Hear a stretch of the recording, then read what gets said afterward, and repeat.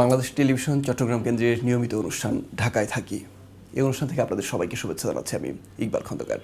আশা করছি সবাই ভালো আছেন আর আমন্ত্রণ জানাচ্ছি আগামী কিছু সময়ে আমাদের সঙ্গে থাকবার জন্য। দর্শক, আপনারা জানেন এই অনুষ্ঠানে আমরা চট্টগ্রামের গুণী মানুষদের সঙ্গে কথা বলি যারা ঢাকায় থাকেন। তারই ধারাবাহিকতায় আজ আমরা যার সঙ্গে কথা বলবো তিনি পলাশ মাহবুব। তিনি কথাসাহিত্যিক, তিনি সাংবাদিক, তিনি নাট্যকার। পলাশ ভাই কেমন আছেন? ভালো আছি ইকবাল, আপনি ভালো আছেন? ভালো আছি। একেবারে আপনার ছোটোবেলা থেকে আসবো। চট্টগ্রামে শৈশব কেটেছে আপনার, শৈশবটা কেমন ছিল? তো আমার জন্ম চট্টগ্রামে এবং জন্ম থেকে একেবারে আমার এসএসসি পাশ করা পর্যন্ত আমি চট্টগ্রামেই ছিলাম। তো আমার জন্ম হচ্ছে চট্টগ্রামে পতেঙ্গা নামে একটি জায়গা আছে, একেবারেই সমুদ্রের পাড়ে। সেখানে জন্ম এবং অনেকটা সময় ওখানেই বেড়ে ওঠা। তারপরে অন্য জায়গায় আমরা শিফট করেছি, কিন্তু সেটাও কাছাকাছি আর কি। কিন্তু আমি বলছি যে আমার একদম ধরেন 7-8 বছর হচ্ছে একদম সমুদ্রের পাড়ে। মানুষ গোসল করতে পুকুরে যায়, আমরা যেতাম সমুদ্রে আর কি। সো ওরকম একটা ব্যাপার ছিল। আমরা যখন আমি প্রাইমারি স্কুলে পড়ি তখন থাকে না, স্কুল শেষে খেলতে যায়, মানুষ খেলতে যেত মাঠে, আমরা যেতাম সমুদ্রের পাশে যে বিশাল বিস্তীর্ণ যে বালুর এটা থাকে ওইখানে খেলতাম, তারপরে সমুদ্রে গোসল করতাম, প্রায়ই করতাম আর কি।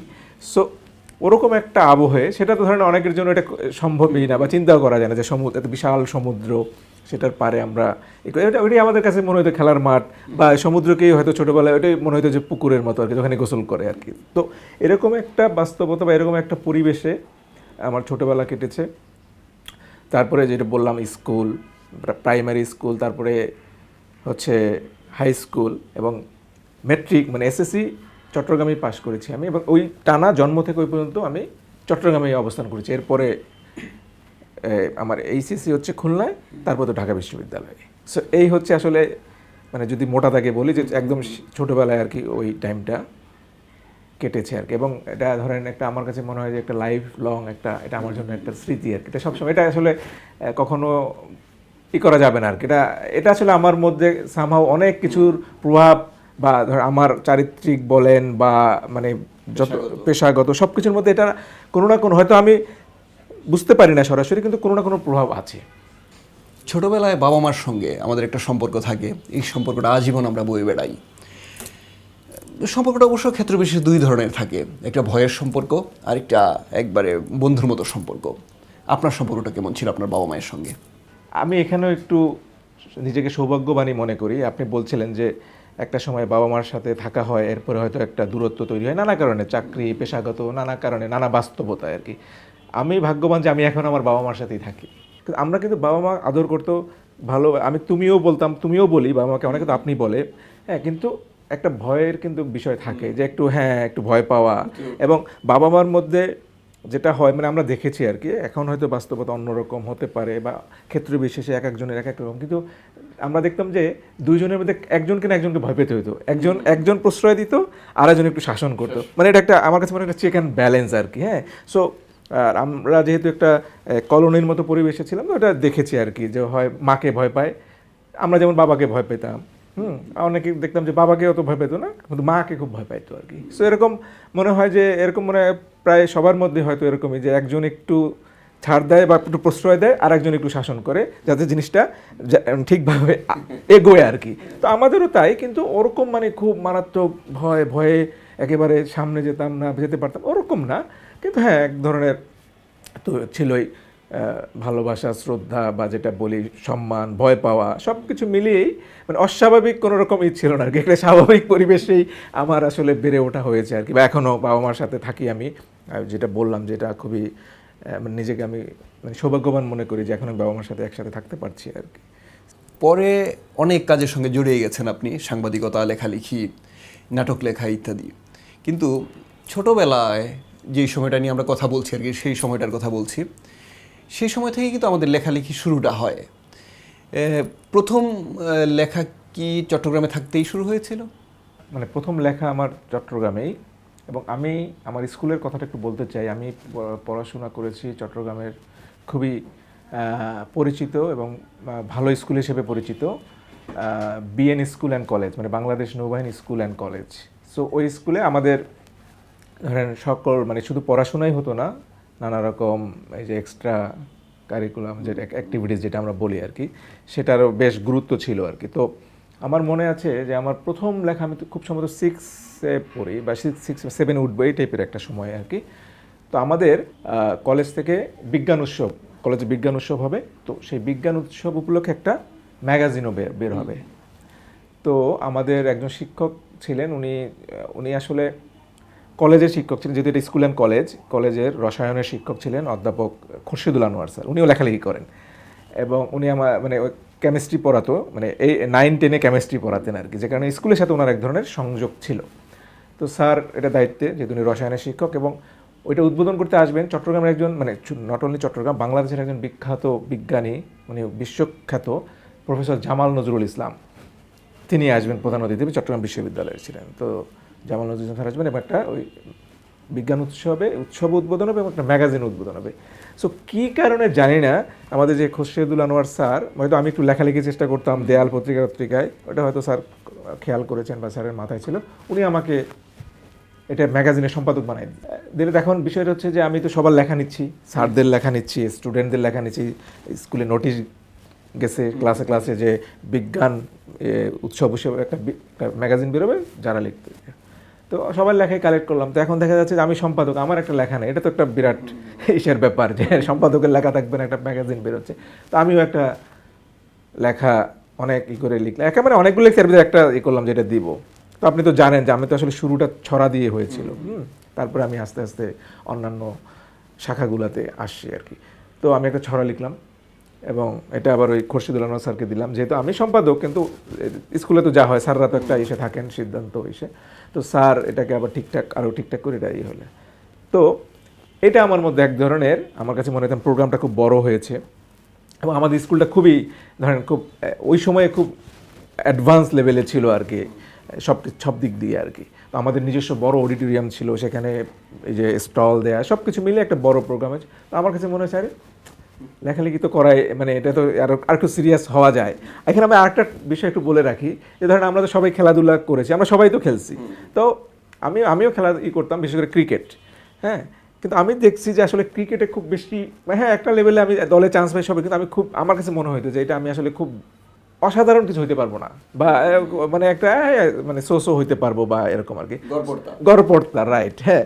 সো ওই জন্য আমি ডিসিশন এটা লিভ ইট, এটা আসলে গড়পড়তা, আমার সবসময় গড়পড়তার প্রতি খুব একটা আগ্রহ নাই আর কি। তো আমি তাহলে কি অন্য কিছু আমাকে বিকল্প ভাবতে হবে। তো ওই সময়টার মধ্যে এই সুযোগটা আসছে আর কি। তখন আমি এইটার পরে এক ধরনের আমার মাথায় এই বিষয়টা খুবই মানে ঢুকে গেল আর কি, থাকে না পোকা ঢোকা যে বলে, তো লেখালেখির পোকাটা ঢুকে গেল যখন আমি 7-এ মানে 6-7 ওই সময়টায়।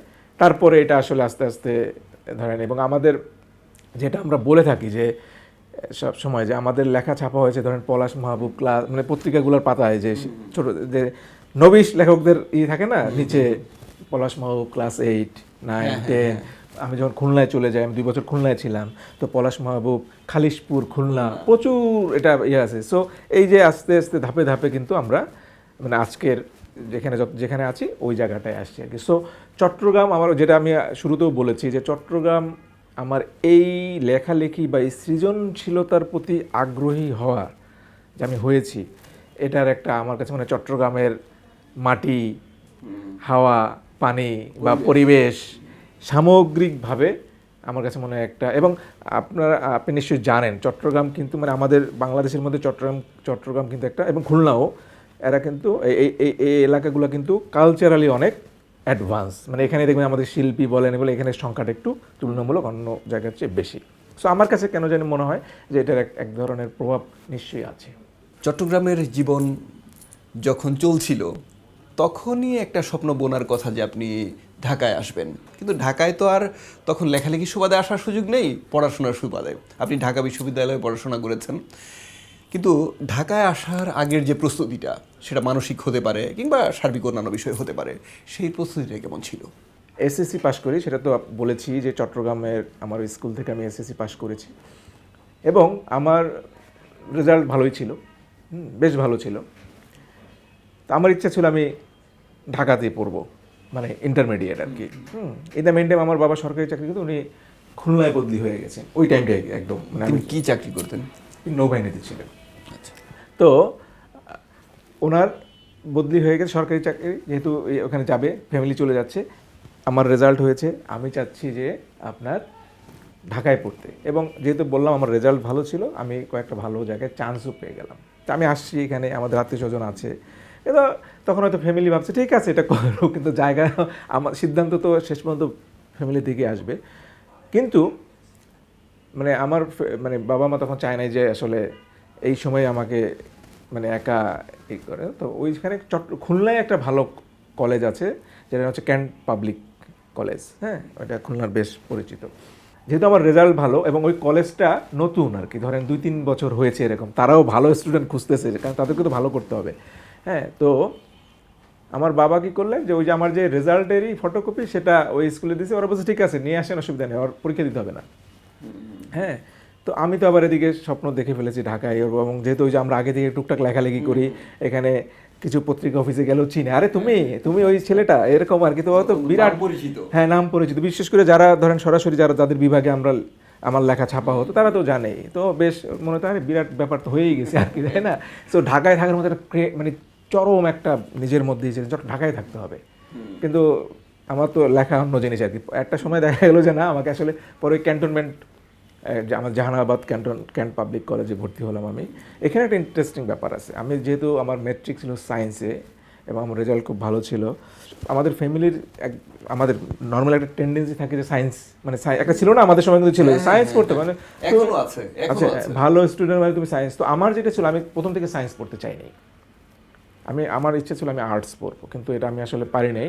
এবং মজার ব্যাপার হচ্ছে আমার ব্যাচের আর্টস থেকে আমার বোর্ডে মানে চট্টগ্রাম বোর্ডে আমাদের স্কুল থেকে বোর্ড ফার্স্ট স্ট্যান্ড করেছে, হ্যাঁ। কিন্তু আমাদের সামহাও আমি পড়তে পারিনি, আমাকে সায়েন্সই পড়তে হয়েছে। তখন কিন্তু আমার লেখালেখির পোকা মাথায় ঘুরতেছে, সো আমি সায়েন্স পড়াতে অনেক পড়তে কঠিন, হ্যাঁ। এবং সামহাও সায়েন্স আমার আসলে ভালোও লাগতো না, আমি ওইটা আগ্রহ পাইতাম না। কিন্তু আমাকে আবার ওই ধমকাই, তুমি সায়েন্স মানে সায়েন্স হলো। কিন্তু আমি তো দেখতেছি যে আসলে এটা আমার আসলে হচ্ছে না, হ্যাঁ। তো আমার যেটা দেখা গেছে, যখন ফার্স্ট ইয়ার ফাইনাল পরীক্ষা দিলাম এইচএসসির, যে হায়ার ম্যাথ আমি পেয়েছি 98 ম্যাট্রিকে, সেখানে পাইছি ধরেন 42।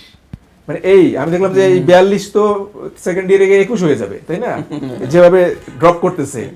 সো অর্ধেক হচ্ছে একদম, হ্যাঁ। সো মানে আমি দেখলাম যে আমার আসলে পাস করার কোনো সুযোগই নেই, মানে ইন্টারমিডিয়েট আর করতে পারবো না যদি এভাবে হয়। এবং আমি প্রচুর লেখালেখি, তখন খুলনায় আমাদের বাসাটা যেখানে ছিল এটার পাশে ছিল জিপিও মানে পোস্ট অফিস, এটার পাশে হলো খুলনা বিভাগীয় গণগ্রন্থাগার।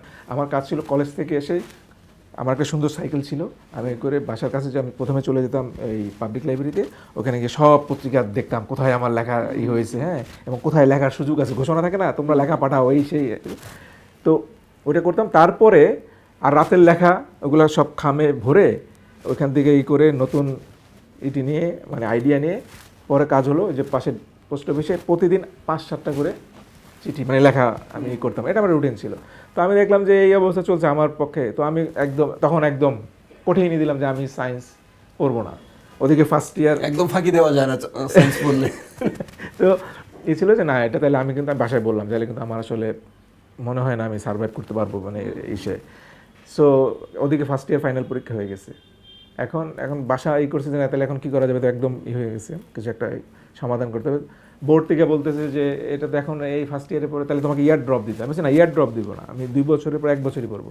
সো অনেক ঘাট পেরিয়ে আর কি, অনেক কাঠখড় পুড়িয়ে তারপরে সিদ্ধান্ত ঠিক আছে। তো আমি যেটা করেছি, ইন্টারমিডিয়েটে আমি পরে আর্টসে চলে আসলাম এবং 2 বছরের পর 1 বছরে পড়েছি।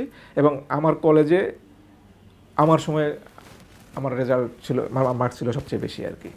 সো ওই সময়টাকে আবার অনেক এফোর্ট দিতে হয়েছে, কারণ 2 বছরের পর আমি 1 বছরে পড়েছি। তো ওইটা ইন্টারেস্টিং। এবং আপনি যে কথা বলছিলেন যে পড়াশোনার পরে ঢাকায় আসে, তারপরে আসলে আমরা যখন ইন্টারমিডিয়েট পাস মানে রেজাল্ট পরীক্ষা দেওয়ার পরেই তারপরে আমি ঢাকায় শিফট করেছি। তখন তা আলটিমেটলি তো আর মানে ছিল না, তখন তারপরে ঢাকা বিশ্ববিদ্যালয়। ঢাকায় আসলেন, ঢাকা বিশ্ববিদ্যালয়ে ভর্তি হলেন, কিন্তু একটা থাকার ব্যাপার থাকে, বিশেষ করে ঢাকার বাইরে থেকে যারা আসে। চট্টগ্রাম অনেক দূর ঢাকা থেকে, হলে থাকা শুরু করেছেন নিশ্চয়ই, মানে ওই জীবনটার কথা জানতে যাচ্ছে আসলে। আমার এইখানে একটা আক্ষেপ আছে, এটা আমার লাইফ টাইম আক্ষেপ যে আমি হলে থাকি নাই।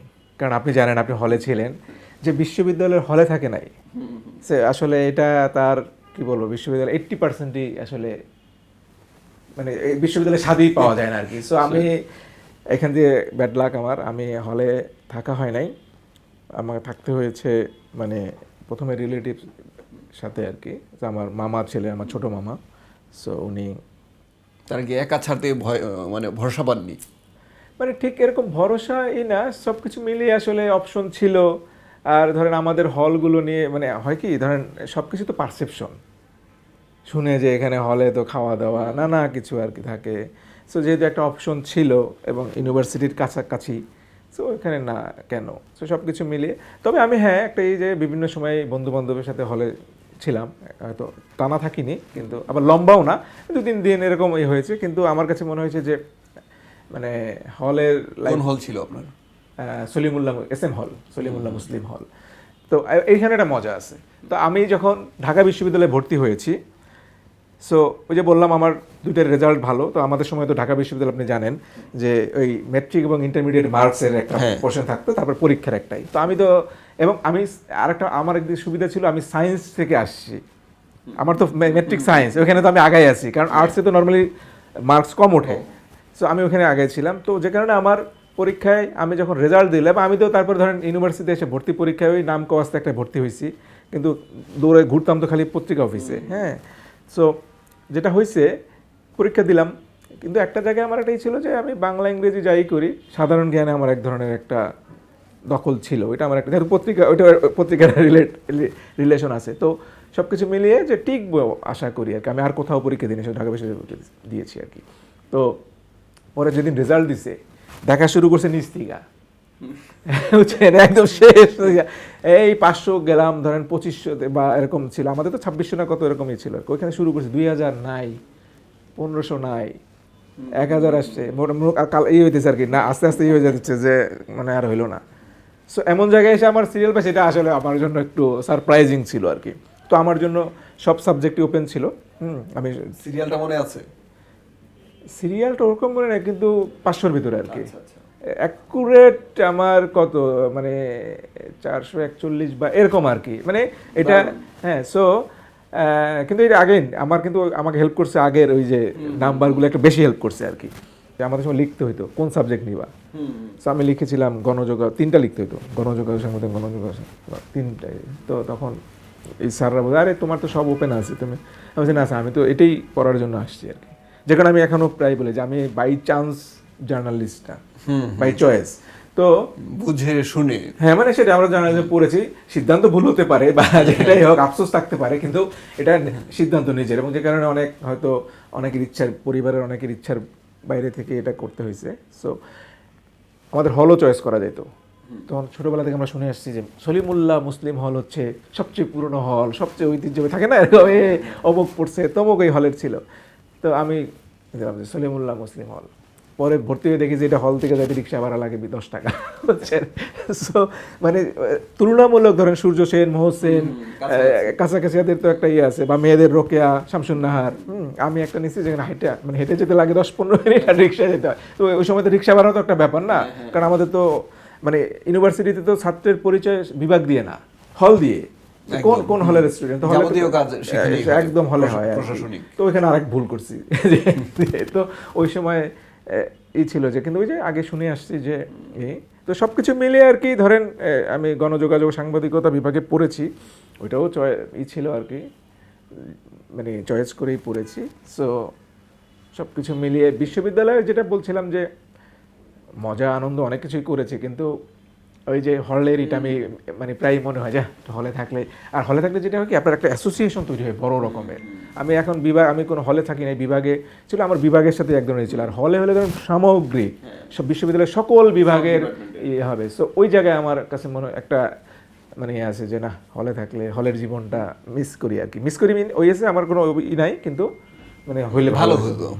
আমরা যদি এবার আপনার বই লেখার প্রসঙ্গে যাই, কারণ একজন লেখক শুধু পত্রিকায় লিখবেন সেটা দিয়ে আসলে লেখক জীবন স্বয়ংসম্পূর্ণ হয় না, পরিপূর্ণতা পায় না। লেখকের বই থাকতে হবে।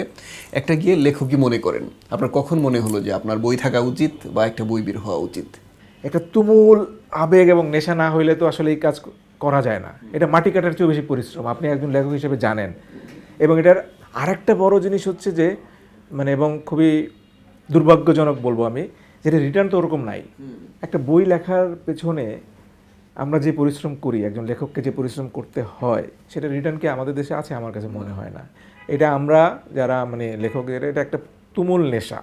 তো ওইটা দিয়ে ধরেন যে সবসময় তো মনে হয় যে একটা বই, মানে এটা ওই স্বপ্নই থাকে যে একজন লেখক টাকা চিন্তা করে না, সেটাকে তার কিছু বই থাকবে, কিছু ভালো লেখা থাকবে। আলটিমেটলি আমার বই বেরিয়েছে, সেটাও কম না, অনেক আগে, 2000 সালে। সো আজকে থেকে প্রায় অলমোস্ট 25 বছর 25 বছর পূর্তি হয়ে গেছে। এবং যখন আমি ঢাকা বিশ্ববিদ্যালয়ে ভর্তি হয়েছি, মানে ওই বছরই আর কি, একদম ফার্স্ট ইয়ারে থাকতেই আমার বই বেরিয়েছে। বইয়ের নামটা একটু জানবো।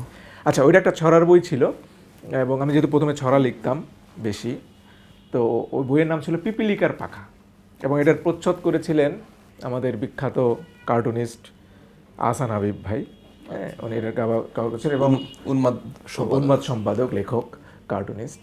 সো আহসান হাবিব ভাই এটার প্রচ্ছদ করেছিলেন, আর প্রকাশ করেছিলেন জাগৃতি প্রকাশনী, দীপন ভাই, ফয়সাল আরিফিন দীপন ভাই এটা প্রকাশ করেছিলেন। তো এরপরে যেটা হচ্ছে ধারাবাহিকভাবে আমার হয়তো খুব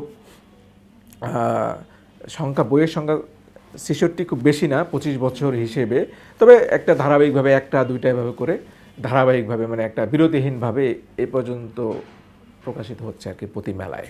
প্রথম বইয়ের প্রসঙ্গে আরেকটু থাকবো। একটা বই প্রকাশ হওয়ার আগে এক ধরনের অনুভূতি থাকে বা এক ধরনের প্রত্যাশা থাকে লেখকের, কিন্তু যখন প্রকাশ হয়ে যায় নানা রকম হতাশা কাজ করে। কিন্তু আমরা জানি যে প্রথম বই প্রকাশের পর আপনার অনুভূতি ভালো ছিল, কারণ সাড়াটা খুব ভালো ছিল। তবু আপনার মুখ থেকে একটু জানবো প্রথম বই প্রকাশের পরের। না, ওইটা আপনি যেটা বলেছেন এটা তো অধিকাংশ ক্ষেত্রেই তাই হয়। আর শুরুর দিকে তো এক ধরনের থাকে সবার, বা সব ধরনের সব জনরার বই তো আসলে, আর সবচেয়ে বড় কথা হচ্ছে আমাদের সাথে বই তো আসলে ওরকম মানে মোটা, মানে সব, মানে আমি যদি ধরি সেটা বই তো আসলে খুব বেশি হয় না, আমরা বই পড়িই না, কিনিই না, পাঠকরা আর কি।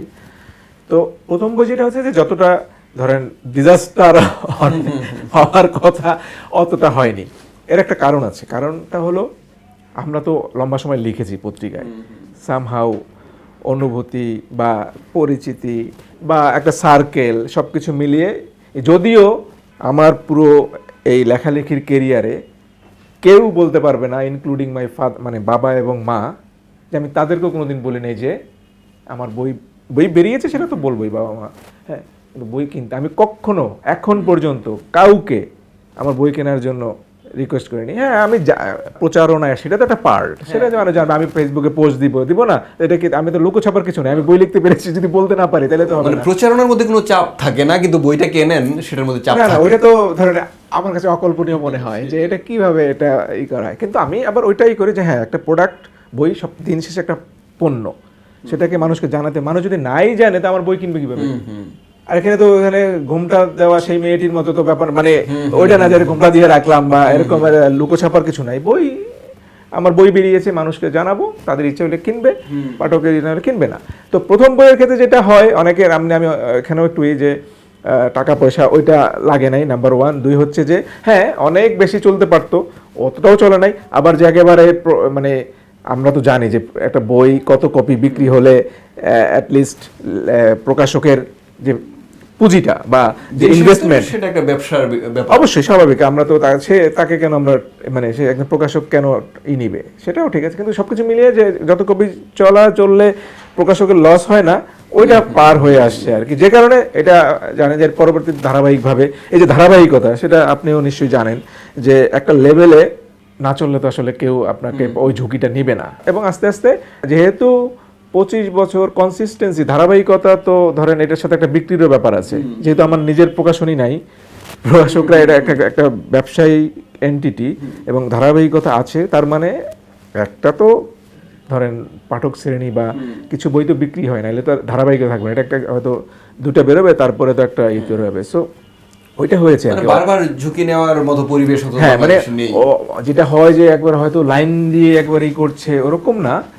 কিন্তু একটা সংখ্যক, ধরেন আমার একটা কিশোরী আছে, সিরিজ আছে লজিক লাবু, সেটা 8টা বেরিয়ে গেছে। তো এই যে 8টা বের হয়, তার মানে তো কিছু পাঠক এটার আছেই।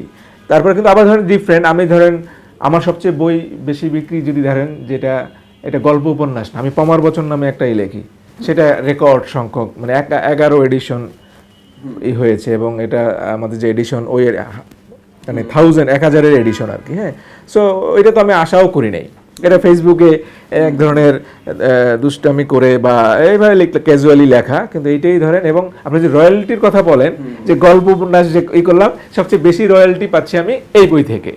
সো এটা খুবই ইন্টারেস্টিং আর কি ব্যাপার, কোনটা যে কখন কি হবে বোঝা যায় না। এরপর যদি আপনার নাটকের প্রসঙ্গে আসি, আপনি নাট্যকার হিসেবে অনেক বেশি জনপ্রিয়, আপনার বেশ কিছু নাটক জনপ্রিয়তা পেয়েছে। নাট্যকার হিসেবে আত্মপ্রকাশের যে ব্যাপারটা, একটা প্রস্তুতির ব্যাপার থাকে, সেই প্রস্তুতি কেমন ছিল? প্রস্তুতিটা যেটা বলছিলাম আগেই, যে আমি ধরেন প্রথমে ছড়া দিয়ে শুরু করেছি, তারপরে ছোটদের গল্প, তারপরে বড়দের গল্প, তারপরে কিশোর উপন্যাস, তারপরে বড়দের উপন্যাস, তারপরে টেলিভিশন নাটক। এর মাঝখানে রম্য আসছে। রম্য তো ধরেন ছোট গল্পের মতোই। রম্য একটা সময় আমরা প্রচুর, আপনিও লিখেছেন, আমরা প্রচুর লিখেছি। বাংলাদেশের রম্য সাহিত্যে তো ধরেন শুরুর দিকে তো মানে এক ধরনের আমরাই অনেকে মিলে তো এক চিঠিয়ে লিখতাম। তো নাটকের যে বিষয়টা হচ্ছে যে আমি মাথায় ছিল মানে এক ধরনের টিভি নাটক, আর যেহেতু ধরেন আমি স্টুডেন্ট লাইফে জার্নালিজম শুরু করে ফেলেছি, প্রফেশনালি টেলিভিশনের চাকরি জব শুরু করেছি, তো ওইগুলো দেখলাম আর সারাউন্ডিংসে তো আছে। তো আমার একটা ছিল যে নাটক, তো আমার প্রথম নাটক হচ্ছে 2007-এ, প্রথম নাটকের পর দ্বিতীয় নাটকে গেছে বিটিভিতে, বাংলাদেশ টেলিভিশনে। আপনার মনে আছে নিশ্চয়ই যে একসময় ভূমিকম্প নিয়ে ব্যাপক হচ্ছিল, তো আমার একটা গল্প ছিল কম্প করিম, এবং গল্পটা ছিল একটা ভূমিকম্প আতঙ্কিত লোককে নিয়ে, যে সবসময় আতঙ্কিত ফিল করে, মানে ভূমিকম্প হচ্ছে না কিন্তু তার মধ্যে সবসময় একটা কাজ করে যে এই মনে ভূমিকম্প হচ্ছে, সে নানা রকম অ্যাক্টিভিটিস ওইটা করতো আর কি। হ্যাঁ, তো ওইটা নিয়ে, এবং ওইটা তখন বিটিভিতে মানে বাংলাদেশ টেলিভিশনে। প্রথম নাটকটা গিয়েছিল চ্যানেল 1-এ, নামটা মনে এটা মোস্তফা কামাল রাজ ডিরেকশন দিয়েছিলেন। এটার নাম খুব সম্ভবত আন্টি ম্যাডাম বা এরকম একটা ছিল আর কি। তো নাটকের ক্ষেত্রে যেটা হচ্ছে যে আমরা বা আমার যে, আমি নাটক খুব বেশি লিখি নাই, কিন্তু 60-70টা তো খুব হাইস্ট হবে, কিন্তু আমার একটা সুবিধা হচ্ছে আমার নাটক প্রচুর রিপিট হয়। ধরুন আমার একটা নাটক আছে জর্দা জামাল, এটা মিনিমাম 30 বার এখনও এটা, এবং ঈদের সময় এটা দেখায়। তো অনেকেরই ধারণা হয় এটা মানে নতুন নাটক, যিনি নাটকটা দেখেননি তার কাছে এটা নতুন নাটক। তো সবাই মানে অনেকে একটা বড় অংশ মনে করে যে আমি নাটকের মধ্যে আছি। হ্যাঁ, তো এবং এই জর্দা জামালের জন্য তো মোশাররফ করিম প্রথম মেরিল প্রথম আলো অ্যাওয়ার্ড পান, এটা 2012 সালের ঘটনা। এবং এখন হচ্ছে নাটক একটু কম লেখি, মানে এক ধরনের পাই না আর কি, মজা পাই না আর কি। ধরেন থাকে কি যে এখন নানা সীমাবদ্ধতার কারণে হয়তো আপনি একভাবে, যেহেতু নাটক হচ্ছে নাটক সিনেমা তো ডিরেক্টরস এটা মিডিয়া, সো আপনি স্ক্রিপ্ট দিলেন, এরপরে তো আমরা তো আর শুটিং স্পটেও যাই না বা সময়ও থাকে না, সুযোগও থাকে না। কিন্তু দেখা যাচ্ছে গল্প একবার তো আমি আমার নাটক দেখে নিজেই বুঝতেছিলাম না যে এই ডায়লগ আমি কখন লিখলাম। হ্যাঁ, বা এরকম আর কি। আমার কথা হচ্ছে যে আপনি ইম্প্রোভাইজেশন ভালো, এটা যদি প্লাস করে, এটা মাইনাস হলেই তো মুশকিল হয়ে যায়, সো গল্প নষ্ট হয়ে যায়। সো ওই জন্য আর কি ধরেন আলটিমেটলি হয় কি, ধরেন আমরা যেহেতু অনেকগুলো কাজের সাথে এখন ইনভলভ, ধরেন আমার উপন্যাস লিখি, এটা লিখি, ওটা লিখি, তো আমাদের একটা যদি এরকম নাটক যেহেতু আমার হাতে নাই, গল্প উপন্যাস তো আমাদের হাতে আছে, যা দিব সেটাই হবে, বা এডিট তো আর কতটুকু এটা আমরা তো জানি। হ্যাঁ, বা সো ওই রিস্কটা থাকে না। নাটকের ক্ষেত্রে এই ঝুঁকিটা আমি দেখেছি। তো আমার দেখা গেল যে ওইখানে যদি একটা জিনিস একটা ব্যাড রেপুটেশন আসে, তাহলে কিন্তু আমার এখানেও হিট করবে। তো আমি করলাম যে ভাই বেটার, তো একই ব্যক্তি। হ্যাঁ, তো সে বলবে যে নাটকে এই অবস্থা, এটা হয়তো দেখা যাচ্ছে যে, সো এই কারণে আমি একটু দিয়েছি, মানে ওইটা একটা কথার কথা বললাম যে মানে চাইলেও পুরোটা কন্ট্রোল করা সম্ভব না, কোনোভাবেই সম্ভব না। আর বিষয় হলো দুইজনের মাইন্ড, কিন্তু ডিরেক্টর কি চিন্তা করছে। আর আমাদের দেশে আপনি তো লম্বা সময় ধরে ফান লিখছেন, ফানের ক্ষেত্রে আমরা কি, ফান হচ্ছে এমন জিনিস সেটাকে আপনি কোথায় থামতে হবে এটা জানতে হবে সবার আগে। কারণ ফান একটা থিন লাইন আছে ফান এবং ভাড়ামির মধ্যে, ওই লাইন ক্রস করলে কিন্তু ভাড়ামি হয়ে যায় এটা। সো আমাদের যদি এখন অনেক নাটকের ক্ষেত্রে আমরা দেখি যে ফানটাকে আমরা ক্রস করে ফেলি, হয় টাইম ডিউরেশন ফিল আপ করার জন্য, যে কোনো কারণে হোক। হ্যাঁ, সো আমি ওইটাকে খুব ভয় পাই যে ফান করতে রাজি আছি, ভাড়ামি করতে না। হ্যাঁ, তো এই জন্য আমি আর কি একটু হয়তো পরে নিজে ডিরেকশন যদি কখনো দেই, ওভাবেই প্ল্যান আছে, কিন্তু এই জন্য নাটকে খুব একটা মানে আগ্রহ পাচ্ছি না। কিন্তু হয়তো আবার বলা যায় না, যদি সবাই তো আর একরকম না। হ্যাঁ, সো ভালো কোনো থাকলে হয়তো নাটকে আসবো, কিন্তু আপাতত কিছুদিন নাটক হচ্ছে না আর কি। আপনি গান লিখেছেন, সেটা হয়তো সংখ্যায় কম, তবে লিখেছেন এবং ওই সময়ের যারা জনপ্রিয় শিল্পী ছিলেন তাদের জন্যই লিখেছেন, কিন্তু পরে আর গান লেখায় আপনাকে আমরা পাইনি। কেন পাইনি আর শুরুটা কিভাবে হয়েছিল একটু জানবো। আসলে যেটা বলেছিলাম শুরুতে, যে আসলে আমরা তো প্রথম দিকে অনেক কিছু হাতড়িয়েছি যে কোনটাই ভালো করা যায়। হ্যাঁ, ছড়া লিখতেছি, রম্য লিখতেছি, কলাম লিখছি, তারপরে কি বলে গান। তো গানের ব্যাপারটা ওইরকম কিউরিয়াসিটি থেকে যে সবাই গান লিখতেছে আশপাশে, তো আমরা যেহেতু এটা পারি, ছড়ার সাথে তো গানের এক ধরনেরই আছে, অন্তমিলের ক্ষেত্রে হ্যাঁ আছে, যদিও মানে গান তো একটু সুর প্রাধান্য পায়। তো ওইখান থেকে গানে আসা আর কি, কিন্তু একেবারে এটা ডিউরেশনটা খুব ছোট। আমি গান ধরেন নর্মালি, আমার প্রথম কথা হচ্ছে আমি রোমান্টিক, আমার পুরো এসে যদি দেখেন রোমান্টিকের কোনো অভাবেই নেই। আমরা একটু বিষয়ভিত্তিক এবং গল্প নির্ভরই করছি, রোমান্টিকও গল্প আছে, কিন্তু আমি আসলে রোমান্টিক জনরা আমার নাটকের ক্ষেত্রেও অতটা আমি পারদর্শী না, যে কারণে ওইটা আমি অ্যাভয়েড করে গেছি সবসময় আর কি। তো গানের ক্ষেত্রে গানে তো রোমান্টিক আসলে খুবই এটার প্রাধান্য থাকে, তো ওই জায়গায় আমার একটা গ্যাপ ছিল। এবং আমার কাছে মনে হচ্ছে সাম হাউ, মানে আমি যেহেতু একটু ওই যে জীবন ভিত্তিক, যেটা কলকাতায় আমরা দেখি এক ধরনেরই থাকে, বা আগেও আমাদের ছিল, কিন্তু এখন কিন্তু আমাদের দেশে এটা একটু হয়তো ওভাবে কাজ হচ্ছে না। তো ওইখানে এবং আমাদের সার্বিকভাবে মনে হয়েছে যে আমার আসলে সুরে কোথাও একটা ঘাটতি আছে, আমি আসলে ঠিক ওইটা নিজেকে করতে পারিনি আর কি, সুরটা ঠিক আমার মধ্যে আসে না।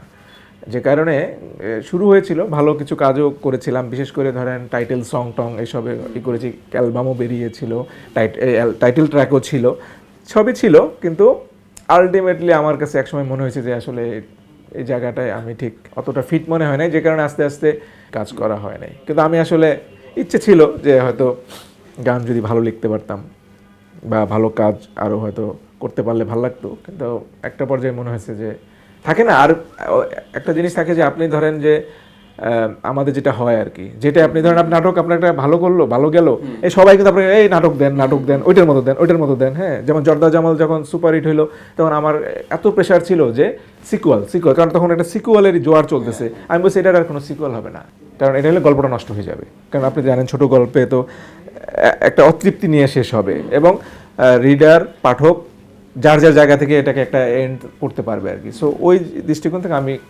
সিকুয়াল একদম করে নিই। হ্যাঁ, এবং আমার আরেকটা ছিল শিক্ষা সফর, ওইটাও মোশাররফ করিম করেছেন, ওইটাও বেশ জনপ্রিয় নাটক ছিল।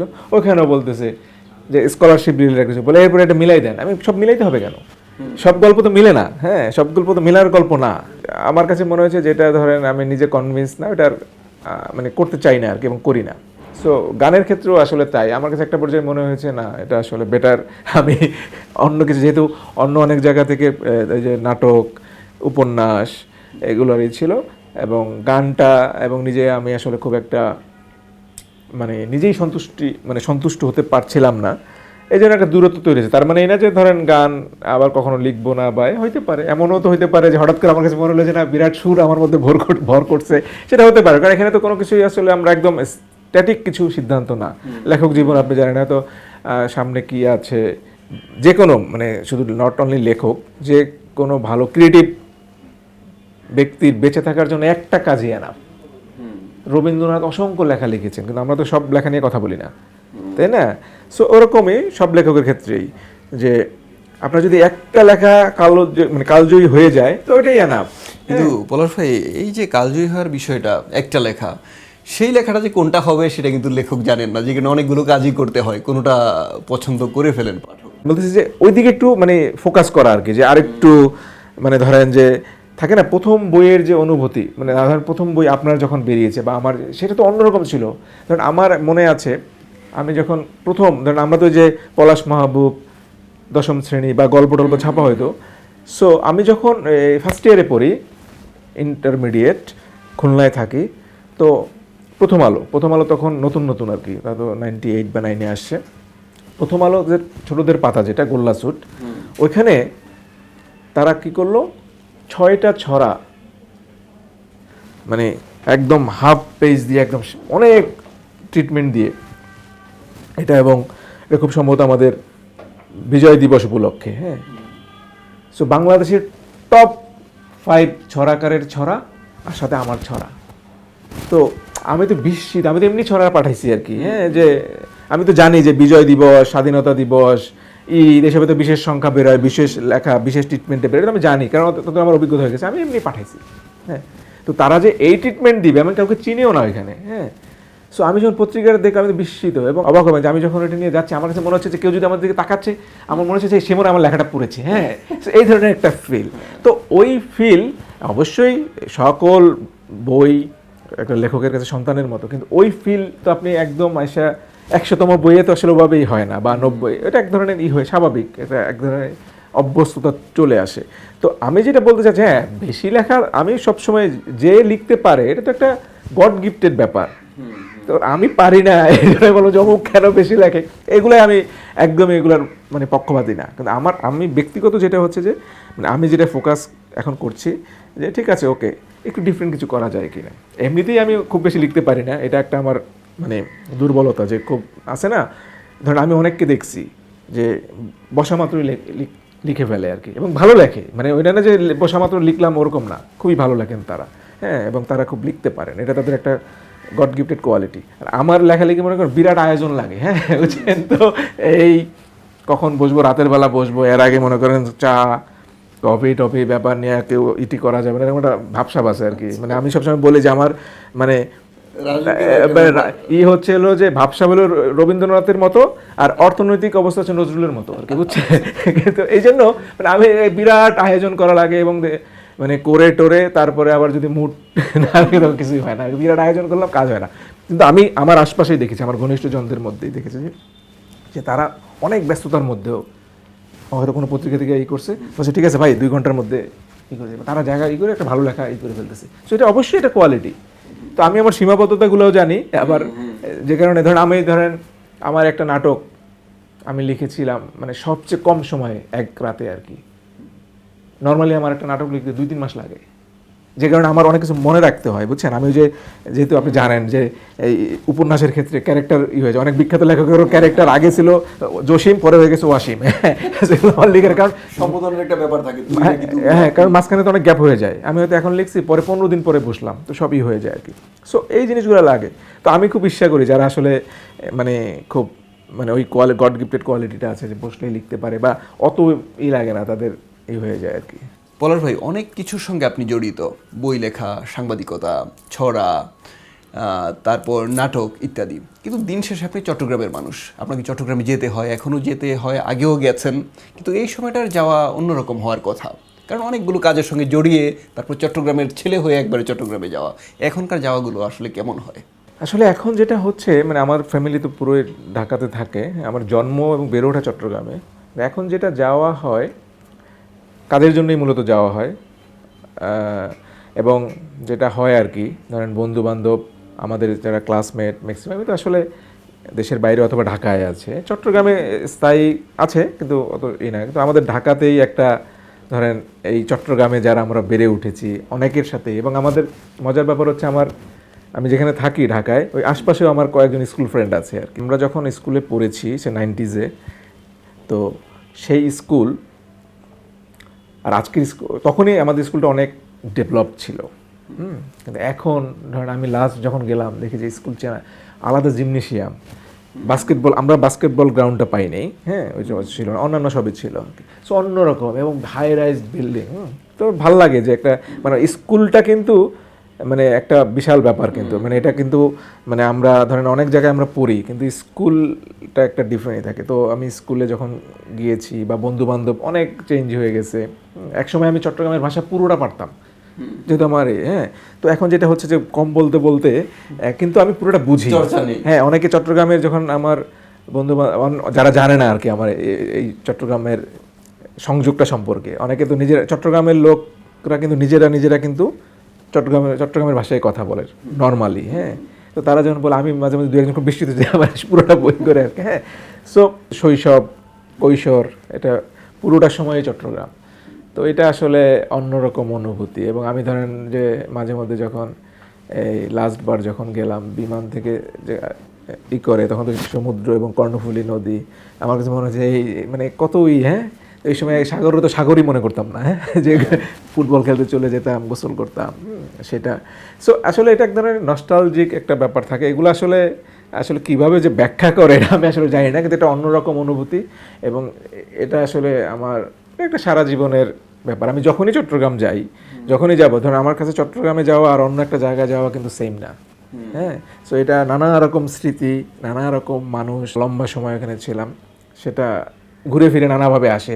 অনেক কিছু হয়তো আমার ওভাবে থাকে না, কিন্তু দেখা যাচ্ছে আমি চট্টগ্রামে গেছি, হঠাৎ করে এটা হয়, বা কারোর সাথে দেখা হলো, ওই স্মৃতিগুলো সামনে আসে, যেটা হয়তো অনেকদিন চাপা পড়েছিল, হয়তো কোনো আমার হয়তো মনেও পড়ে না। সো আমার কাছে মনে হয় সবার ক্ষেত্রে তাই হয় আর কি। সো চট্টগ্রাম অ্যাজ এ আমার বার্থ প্লেস, এটা তো আমার কাছে সবসময় স্পেশাল ওয়ান। পলাশ ভাই, আমরা তো অনুষ্ঠানের শেষ দিকে চলে এসেছি। এই সময়টায় কাজ করছেন, নানা রকম কাজ করছেন, কি কাজ করছেন আমরা জানি না, একটু জানাবেন। ব্যস্ততা যেটা হচ্ছে যে পেশাগত ব্যস্ততা আছে, আমি একটা নতুন প্রতিষ্ঠান দাঁড় করানোর চেষ্টা করছি, সেটা নিয়ে এক ধরনের ব্যস্ততা আছে, মানে অনেক ব্যস্ততা আমার, মানে কাজের একটা মানে সিংহভাগই এটার পেছনে দিতে হচ্ছে, সেটা আছে। আর যেহেতু লেখালেখির লোক, লেখালেখি ওটা তো থাকবেই, এটা থাকেই। আমার একটা কিশোর উপন্যাস সমগ্র কাজ করছি, সেটা আমার প্রথম কোনো সমগ্র, সেটা নিয়ে আমি এক ধরনের একটু, যেহেতু আমার আগে সমগ্র করা হয়নি, আপনি জানেন না যে লেখক হিসেবে সমগ্রর একটাই থাকে, যদিও আমি এটা আগে ওভাবে করে নিই, কিন্তু আমার এবছর এটা নিয়ে কাজ করছি, কিশোর সমগ্র। এবং এটা আর হলো যে মানে যেটা হয় আর কি, যে সৃজনশীল আমরা তো সবসময় আসলে থাকি, অনেক সময় দেখা যায় যে এটা পরিকল্পনা আছে, এটা করব, কিন্তু দেখা যায় যে এটা পরিকল্পনায় ছিল না, সেটা করা হয়ে যায় আর কি। তো ওরকম মানে স্পেসিফিক হয়তো করা নাই যে এটাই করতে হবে, মানে চলমান যে কাজগুলো আছে, লেখালেখি যেটা টুকটাক যা করি আর কি, গল্প উপন্যাস, সেটা।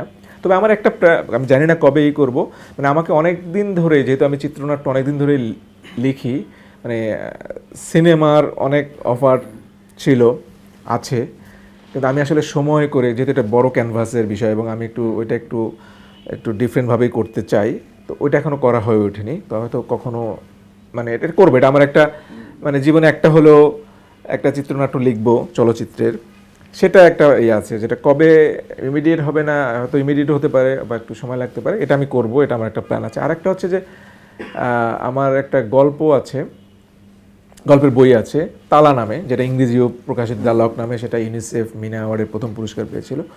আমার অনেক দিনের শখ, হয়ে উঠছে না করা, ওইটা নিয়ে আমি একটা শর্ট ফিল্ম বানাবো, এবং সেটা ধরেন মানে ইংরেজি বাংলা বাইলিঙ্গুয়ালেই করার ইচ্ছা আছে, সেটা আমি নিজেই ডিরেকশন দিব।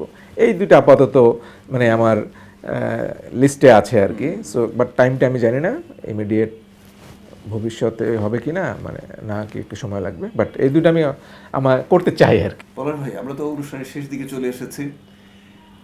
আপনি ভালো থাকবেন, তবে আপনি যাদের মানুষ, সেই চট্টগ্রামের কথা বলছি, তাদের জন্য যদি কিছু বলেন, তাদের উদ্দেশ্যে।